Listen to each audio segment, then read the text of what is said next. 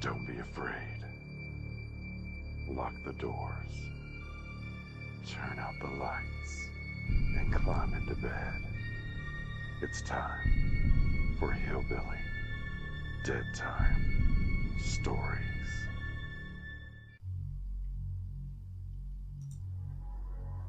It is no secret that the White House is presumed to be haunted.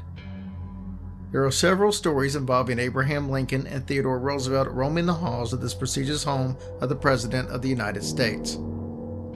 Presidents aren't the only U.S. politicians who have a residence provided to them, though. The same can be said for the governors of their respective states. It would only go to figure that some of these locations may be haunted as well. Some of them, though, may not be haunted by former politicians, for not all of these houses were built for the purpose of being the governor's mansion. Such is the case as the governor's residence in the state of Delaware.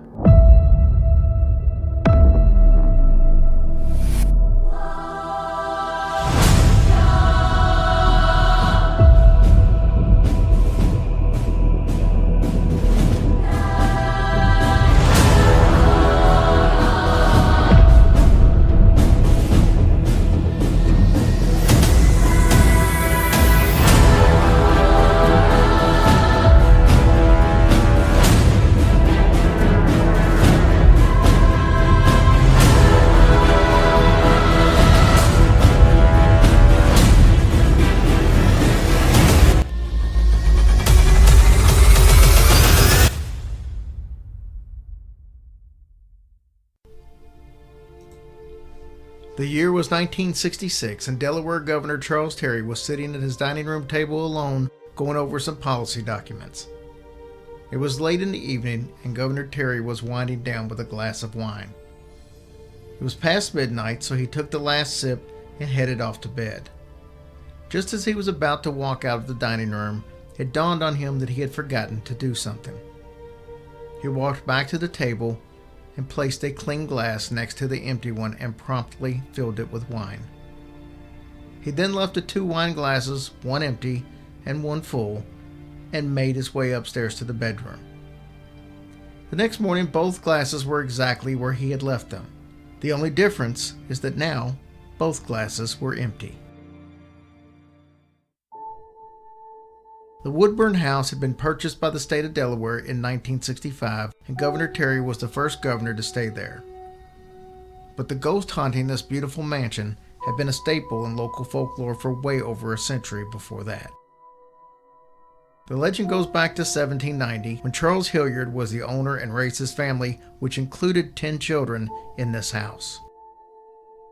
Hilliard had a reputation for being a cantankerous old man that ran his family with an iron fist.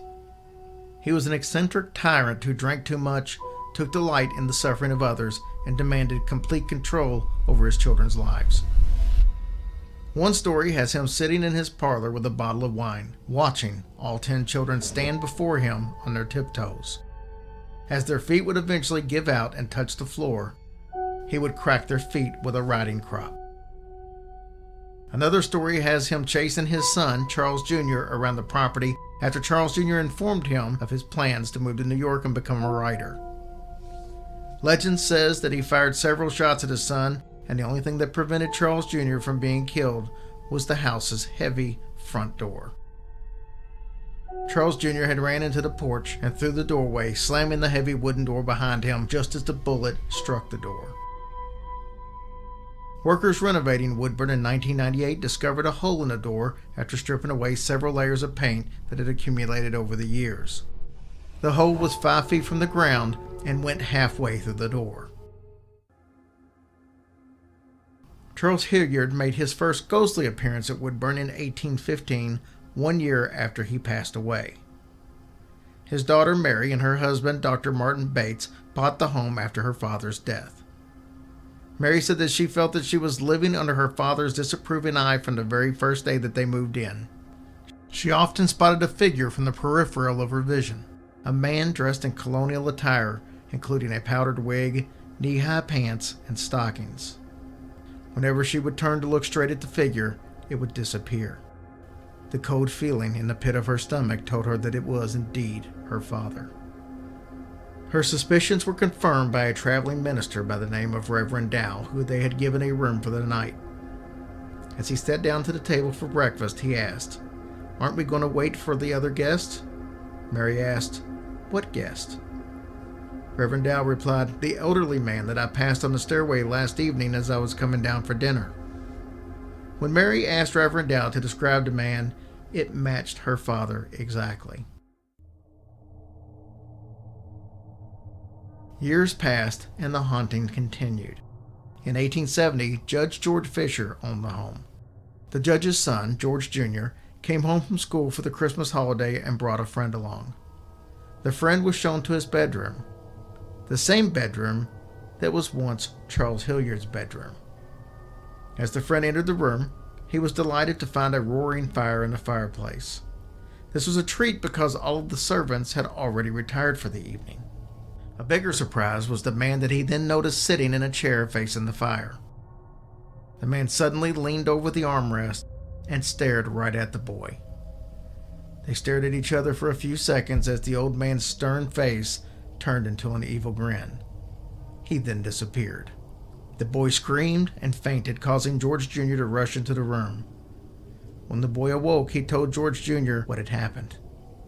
Jr. was confused and explained that there was no fire in the fireplace and there was no one sitting in the chair. The strange happenings didn't stop there. Dr. Frank Hall lived in the house for much of the first half of the 20th century. He was the first to notice the spirit's love of fine wine. Bottles would be found completely empty in the wine cellar. Very curious considering that the bottles were still corked and sealed. Governor Terry, on the other hand, was the first resident of Woodburn to actively accommodate the ghost. When he found out about Charles Hilliard's taste for fine wines, he made it a point to leave out a glass of his finest red on the dining room table every night. Every morning, without exception, the glass was empty. To this day, strange occurrences happen within the Woodburn house. Workers doing minor repairs have heard whispers in the hallways. Security guards report phantom footsteps on the main floor and in the front hall. Subsequent searches always turn up nothing. And of course, there are the numerous bottles of wine that still mysteriously become empty in the Woodburn's wine cellar. The spirit doesn't seem to be angry or harmful. Maybe like a fine wine, Charles Hilliard has gotten better with age.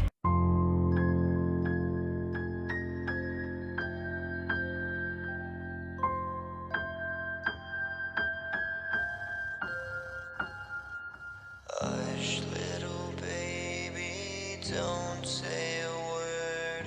Or Daddy has to fight off a zombie herd. And once that zombie herd is dead, Daddy has to hack off the devil's head.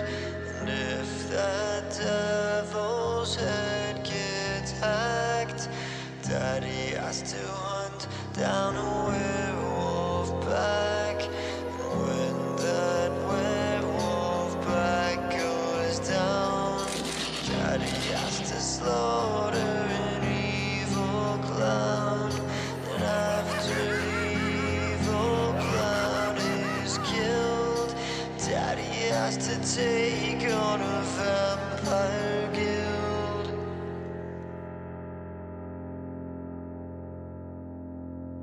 So hush, little baby, don't